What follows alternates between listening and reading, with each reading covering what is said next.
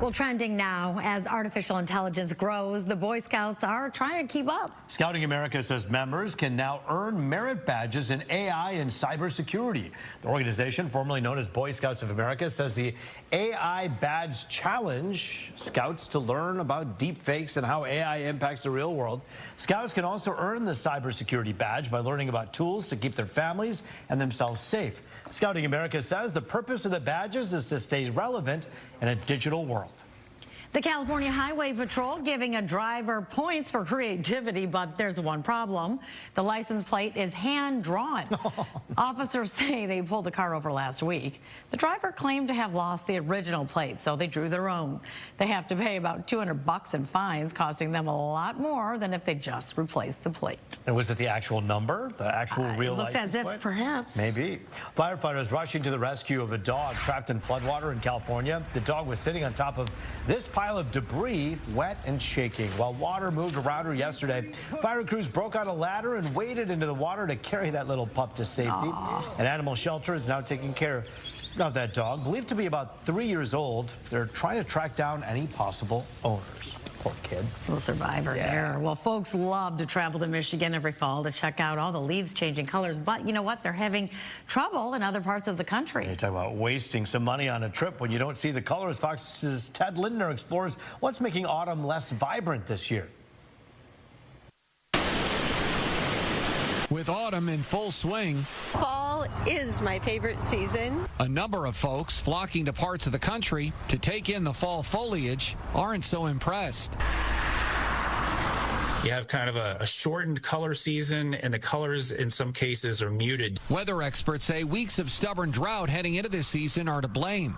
According to data from the U.S. Drought Monitor, more than 40% of the nation was considered to be in drought throughout the beginning of this month. Deep-rooted plants like trees can sometimes start feeling that stress when the drought gets significant. A lack of water causes leaves to turn brown and fall off their branches faster than usual. So you go from green to brown and then early leaf drop without the vibrant colors in between that we like to see this time of year. But not all hope is lost. I'm constantly surprised at how wonderful the fall season is, despite these stresses. While some leaf peepers are noticing a difference, it's not as bright this year, but there are some pockets. Many are still grateful there's still at least some varying shades to observe. But I've learned over the years to not search for peak and appreciate the pockets. Others, meanwhile, seem unfazed.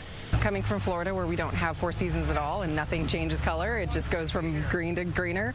We haven't really noticed it. It's not dampened the experience at all. It's been great. And going forward, some conservationists are confident many impacted forests will be able to rebound throughout future falls. Our trees and our forests have an inherent resilience, and they've evolved to adapt to extremes. Ted Lindner, Fox News.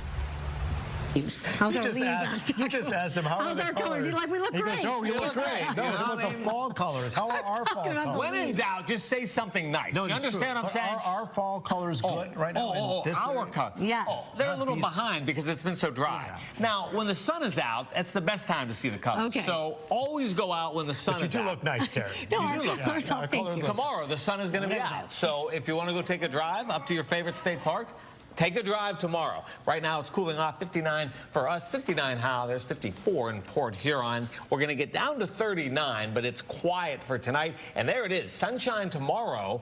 Dry for your Friday. Saturday up to 75. But a good chance for some Saturday evening showers into Sunday. We need some rain.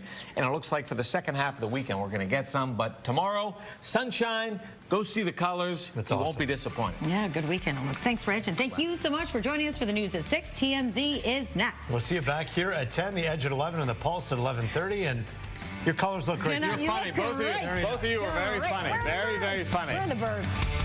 Birds.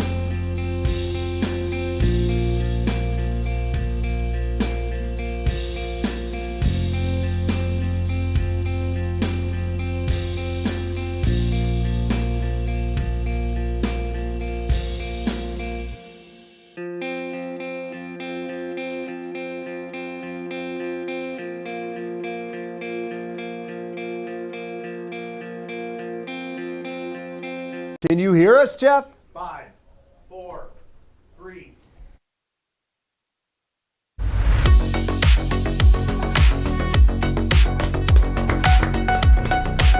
All right, what's up? Welcome to another edition of the Sports Office. It is great to have you here. We got the gang, we got James, we got Greg, we got the peeps here. Got Bobby over here. Say hello, Bobby. What's up, gang? There's Bobby.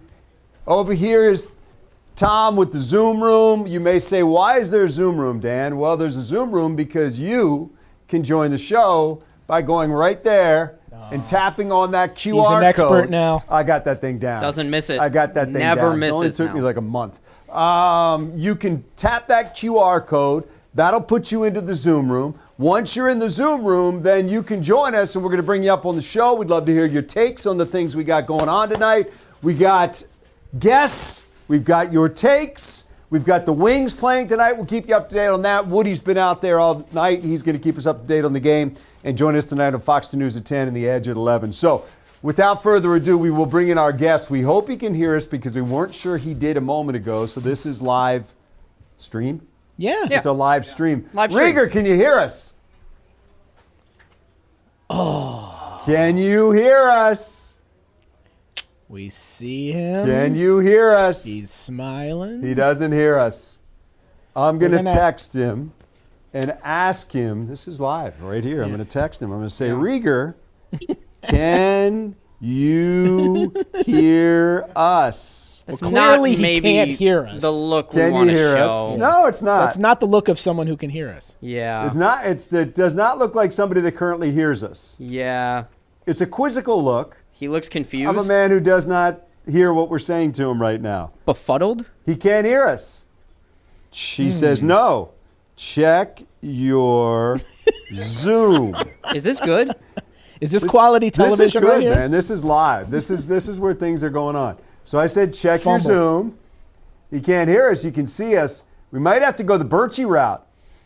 Oh, goodness. We have to put some questions on paper.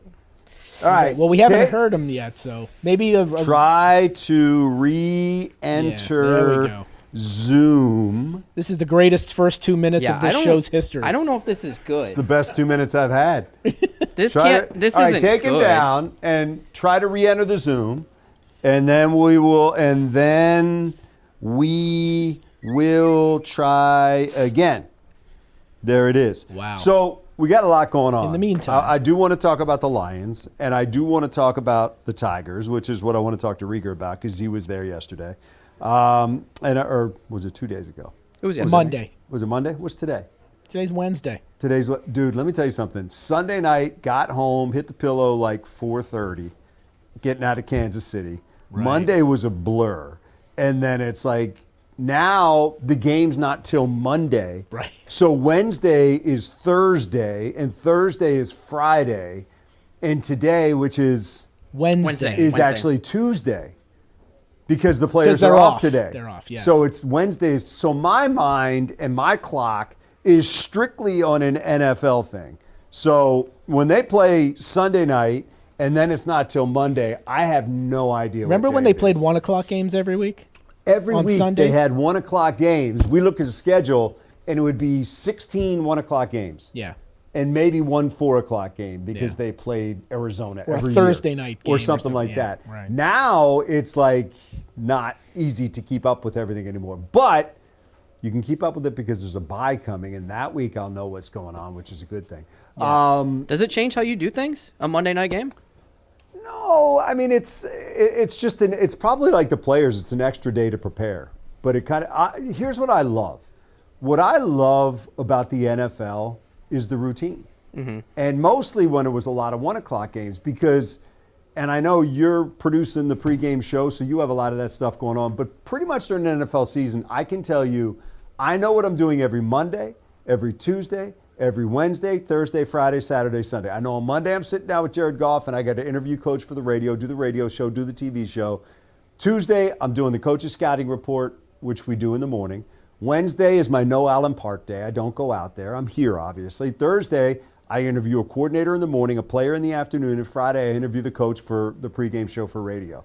That's every week. There you go. So I know exactly where I'm going to be, and I love that. It's kind of what allows you to remain sane when you're going through this thing. So that's kind of the best part of it. But when you have a Sunday night to a Monday, then into a bye, and later on this season we'll have a Thursday into a Thursday, I'm useless at that point. I don't know where I am. So that's... But the good news is the reason they're doing that is because they're a good team and people want to watch them. That's exactly right. When they used to be bad, nobody wanted to watch them, and nobody wanted them on Thanksgiving anymore. So it's good that they're starting to win now, and now people are excited by what's going on. Any signs of our guest? We've got Fabian at Meyer.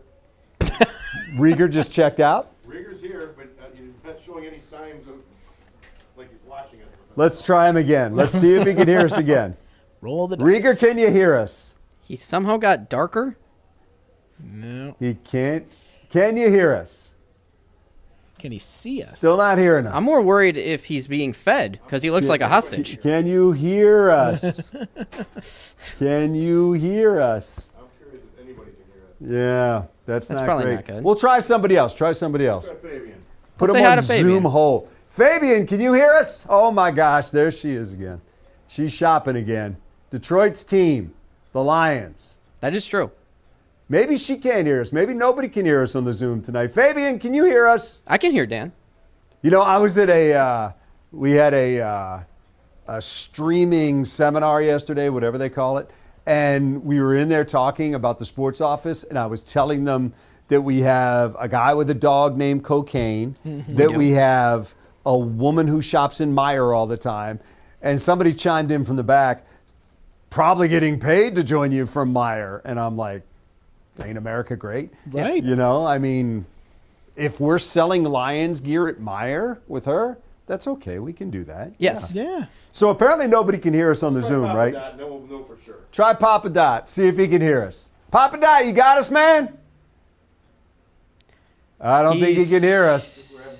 I think we got some technical issues with the Zoom tonight. I think it's just us. I think Papa Dot's got a burner working and he's ready to go. Can people hear us on the actual broadcast? Papa Dot, hang on to that dart. We'll be back with you as soon as we can get this thing figured out. Try it now. Papa Dot, you hear us now? No. Still can't hear us. No, this Man. is not going well. Well, we can't Welcome talk to to the live public. streaming vision. I don't think it's television. It's just vision. Well, Dan, can I ask you a question real quick? Because I believe this you is your can. first sports office this week. It is, yes. So Because I've been busy. It's not like I've been slacking. complete your Yeah, opinion. we heard your whole itinerary for the Yes, week. and I appreciate it. Just your opinion here. Now that we have a couple days. Oh, this is gonna hurt. Sunday night, there was a little bit of a controversial play, and I'm curious what you think happened after a couple days of it went to New York, it didn't go to New York. The refs called the touchdown back. So what does Dan Miller think happened? So my guy Wojo Yes. has said from the Hey. beginning that this came from New York. Okay. He has said that from the beginning. And I think it's kind of adding up that way at this point. Okay. It was really fishy. I mean, look, it appears the Lions were not within compliance of the rule. It appears like it should have been called, but they didn't call it. And I'll remind you at home, when Seattle batted the ball out of the end zone, they didn't call it, and nobody called from New York. So these things do happen, and calls aren't made. But that touchdown came off the board. So do I think that somebody called down to Craig Rolstad and said, yo, dude, you got a little something going on there you should probably take a second look at? Yes, I believe they probably did. I don't think somebody would tell Dan Campbell that for giggles. He's not a guy that you really try to get giggles out of in the middle of the game. He's not a giggle. No. But as soon on the broadcast, the television broadcast. Well, go, because I'm going to jump on that point. Good. Okay. On the television broadcast, Yes. as soon as they started talking about it, or the officials started talking about it, NBC brought their Rules rules analyst on Yes. and immediately said, this play is an illegal play because blank, blank, blank. This should not count. Immediately said that. And then it still took another couple minutes until they officially I think what happened, well, let's try Rieger again. He thinks he can hear us. What's going on, guys? Rieger! I think that was I think that was our technical difficulties. So It could have been mine. Let's be honest. I'm not the brightest bulb. So you're still living in a car, correct? Yes. Thank you for inviting us into your home.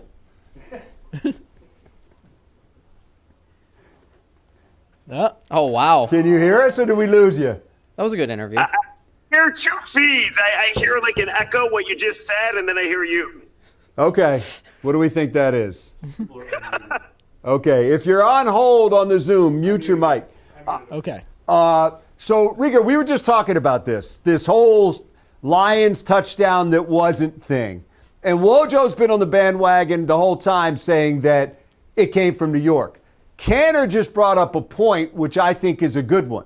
The point was, as soon as it happened, the NBC ref got on there and said it shouldn't be a touchdown. I think New York heard that, and that's when they called down. Where do you come down on this whole controversy? So, I was ready to be done with it. I was ready to just be over with it because we've been talking about it forever. But I think when Dan Campbell came on our radio station today and say that the referee told him. I brought it up. That's why I brought it up. And, of course, it was nothing but talked about all day long. I think there's a video out there, Dan, that you can actually watch that a fan was filming the play. And when Goff gets in the end zone, you can see the line judge at the back immediately run to the other officials and start conversing. Now, should that person have thrown the flag? Maybe. But maybe you then think okay, it wasn't a minute and a half. Maybe it was just 10 seconds. And if that changes people's opinion. But the fact that the NFL said, no, we didn't help him. But Dan Campbell's yeah. Apparently they did. That's pretty fishy. And for all the people that claim hey, this thing is fixed, or the conspiracy theorists out there, it's a good day for them because I think a lot of people are now on their page. So, to be clear, the Lions apparently were not within the rules. Apparently they made a mistake, and Jared did have to come to a complete stop. So if it had been a touchdown, then Kansas City would have had something to carp about. But whatever God the case, forbid. we'll Kansas City doesn't get enough breaks. But we'll just leave that one alone. Rieger, I wanted to bring, because I do want to talk some Tigers with you, because I know you are at a lot of Tigers games. You work a lot of Tiger stuff for 97.1 The Ticket. You guys are the flagship station for it. What was your biggest takeaway, and what were you looking for when you went into the end of the year conference with the president, I should say, Scott Harris, and with AJ Hinch? I wanted Scott to say, yes, of course I should have added at the deadline. Everything you guys said on the radio was 100% true. How'd that work out? Yeah, it didn't quite happen. I tell you what, though, when he started that press conference, one of the first things he said was, we deserve all the negative narratives. And I'm like, oh, okay, well, this is getting off on the right foot. And I do think I got him to admit that maybe he should have went out and got a bat as well.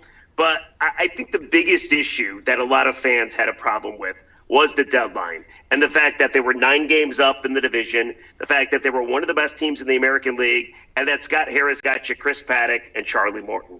And then you saw what happened to those guys, and Rafael Montero, right, who was on the playoff roster, but they didn't trust him. So I think I wanted to hear that he was wrong. Now, he's never going to say that he was wrong, but he kind of did, considering how bad things were in September and the fact that they couldn't hit in the postseason. He left the door open. And let me say this. One of the things that resonated with me was when he said, maybe I should have added a bat, and I'm paraphrasing here, but I was looking at a team that was 8th in the league in runs scored, and then what keeps me up at night is the fact that they became, I don't know if he said 8th worst, or one of the worst teams in September when it came to scoring runs. And there is some validity to that they're on a roll. He didn't want to break that up, and maybe didn't feel the absolute need to break that up, and then they just collapsed and admitted that's what keeps him up at night. I found that to be interesting, and I also found it to be compelling in that it's hard to argue with. True, but then I thought, and I think I followed up on this, and I said, okay, but that is your job. Obviously, you feel pretty good. You're a top 8 offense. You're 9 games up in the division. But crazy stuff can happen, as we just saw when they went into their swoon in September. So how you don't nurture that offense by maybe getting another bat. And listen, I understand Suarez did not work out. He still had 13 homers, which was more than most Tigers in the second half. And he wasn't the only one. The thing that irks me, Dan, is, and he said it, talking about Scott Harris at this press conference, he said, well, all the people we were connected to through the media we weren't going to go get for one reason or another, and mostly because the asking price was too high. And that's fine, but we don't know everything. We don't know half the people that you were talking to. So I think it was a little negligent to not add a bat or another arm to put yourself in the best position if things do go awry, or at least to help you in the postseason. Like, Dan, look at the Mariners. Josh Naylor, Eugenio Suarez. Right. It worked out. Harrison Bader went to the Phillies. He was sensational until they got eliminated. Munoz. So, yeah, well, there you go. So I don't know that we'll ever get past it, but I didn't hate his press conference. The one thing that did not get asked, and I know you have strong feelings on this. So the Tigers passed around the microphones, and to their credit, they went for A.J. Hinch and Scott Harris talked for like an hour 20. So, like, I'm sure they wanted to leave and go play golf and do their thing. But I had the microphone in my hand, and I was about to get the real deal with what happened with Tarek Skubal. Why did he come out after 6 innings and 99 pitches, after retiring 14 in a row with 10 strikeouts, and the Tigers cut me off? They said, we're done. It's over. And I'm telling you, Dan, a lot of fans have turned on Tarek Skubal because of that performance we saw last Friday night. Rieger, we've taken a lot of your time. Can you hang on 2 minutes through a break, and we'll come right back? Appreciate it. Jeff Rieger joining us there from 97.1 The Ticket. I do want to explore the Skubal thing. I do want to ask you about the future as well. We're glad you're with us. If you want to join us in the Zoom room, we'll try to get to some of those in the third segment. We'll come back with Jeff right after this. You're watching the Sports Office. Hang in there.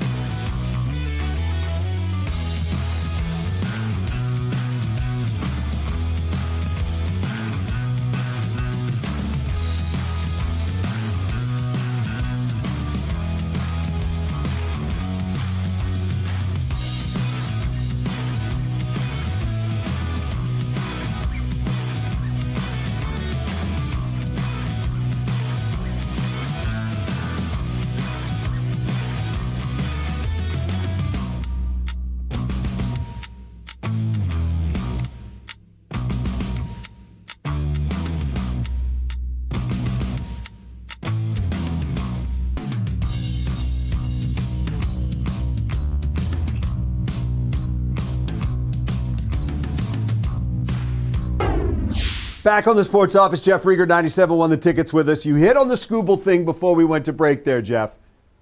Is there somebody coming into your car? No, I was trying to get a little more light. Who doesn't want to see this beautiful? Yes, you and I talked about this last night in your office, and I am really strongly in the corner that says if you're Tarek Skubal, you stay until the 7th inning and you don't let them take the ball out of your hand. And I felt like A.J. Hinch was making a point when he said, we discussed it and it was clear he only had one more in him. Because that takes the onus fully off A.J.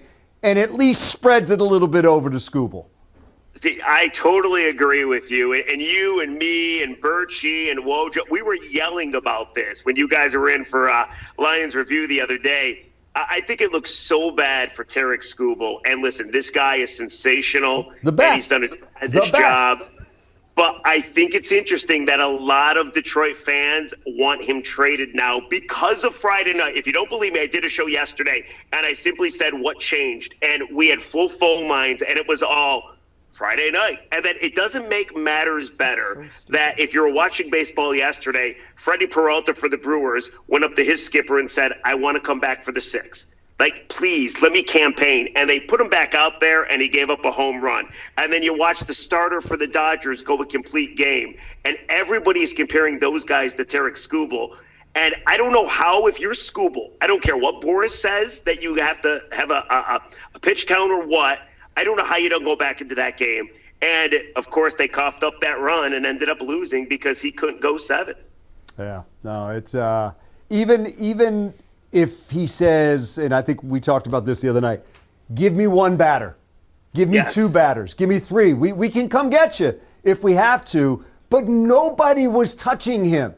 And he was 101 on his last pitch. And I've had, I think it was our friend Wojo who said, that's because he knew he was done. No, it means he's still got something in the tank. And I just, man, you're the best pitcher in baseball. Come out there for 1 more inning. That's the only thing. I think the fans are just protecting themselves by deciding this is the reason they want him traded. He's going to be traded in all likelihood anyway, if they're smart. I don't know. This to me, and we'll have you back to explore this further because we don't have a ton of time, but this to me is, what is the answer to the question? Because if you trade him, you're worse. If you keep him and you're in first place at the All-Star break, is your decision then we're just going to keep him and get nothing for him? I don't think that signing him for $450 million is on the table. So this is a brutal decision that they have to make because his value may now be down as well. Give me 30 on that and where you stand, Rieger. All right, I think you got to bring him back because you're not going to get what you want for him anyway because he's a rental and no team he gets traded to he's going to extend with. So you're not going to get the price you want, so bring him back and try to win a World Series. I mean, that's your only option. And then moving forward, I got to believe Scott Harris probably hates Scott Boras, and we'll never do business with him again because he's the reason it's like this. Well, we'll see what happens. The Brewers did it a couple years ago. I can't wait till the day after the parade and the Tigers have won the World Series when you open your radio show by saying, I can't believe they let him go for nothing. Never do that. Never. Rieger, thanks, man. Appreciate you. Check out Rieger. What do you want next? Tomorrow, 6 o'clock. 6 o'clock. There he is. Tell Wojo to show up to work, will you? It would be nice, wouldn't it? Trust me, we have that problem here as well. Appreciate you, man. Jeff Rieger, 97.1 The Ticket, joining us on the Sports Office. Take a break. Come right back after this.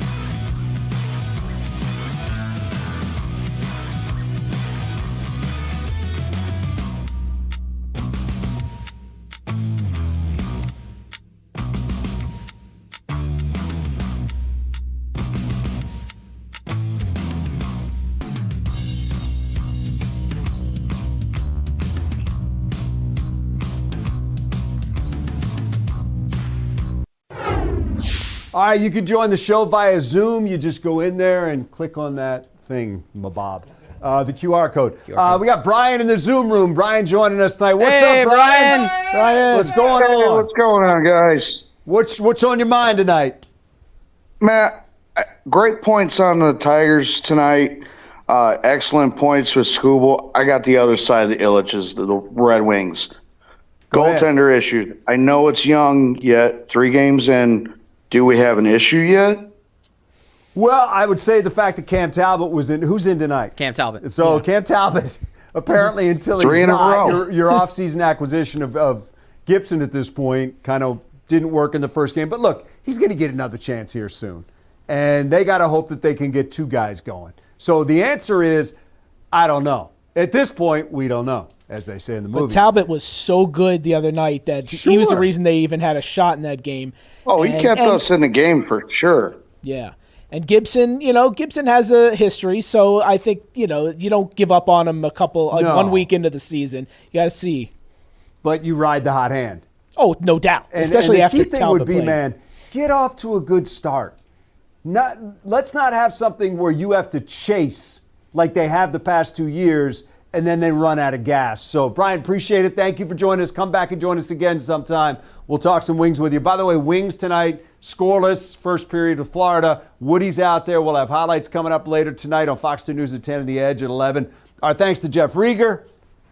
Thanks to you, James. Well, thanks to you, Canner. We appreciate it. And thanks to you. Anybody in the Zoom room we didn't get to, we will get to you next time. We had some technical difficulties tonight. That pushed Rieger back, so we were a little bit behind. Now we got to go because the clock says show's over.